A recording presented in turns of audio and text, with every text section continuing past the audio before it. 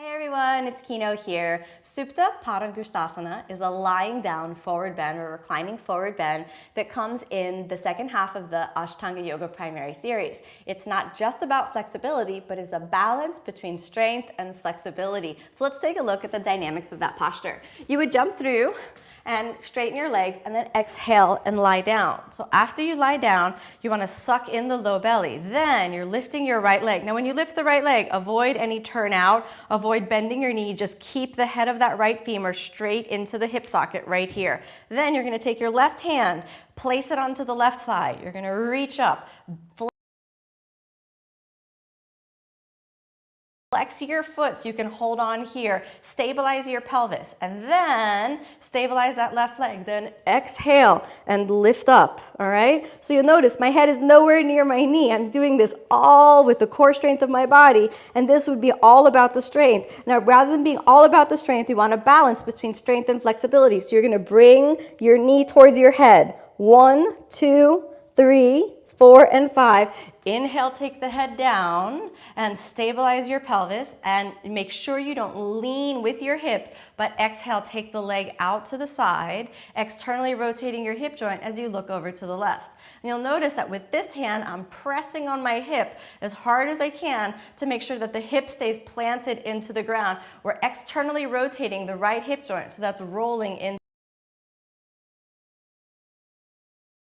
the thigh. After 5 breaths, inhale, roll back to the center.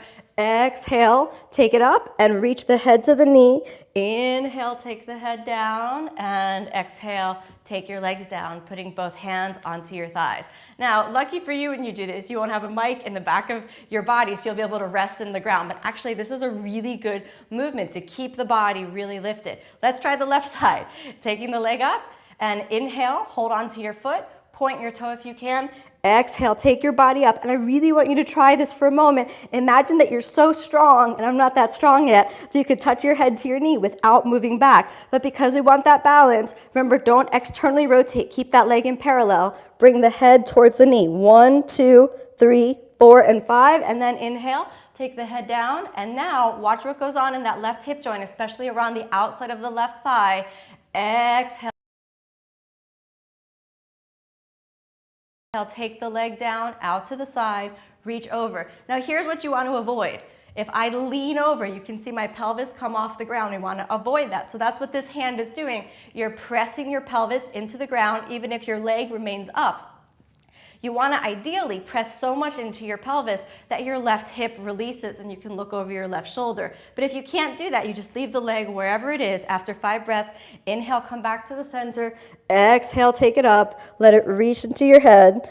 Inhale, take it down, and exhale, taking the legs down, both hands on your thighs. The traditional exit from this is Chakrasana, so you would roll all the way backwards, but we don't need to demonstrate that now. If you're unfamiliar with Chakrasana, you can check out one of my other videos on that. Thanks for watching.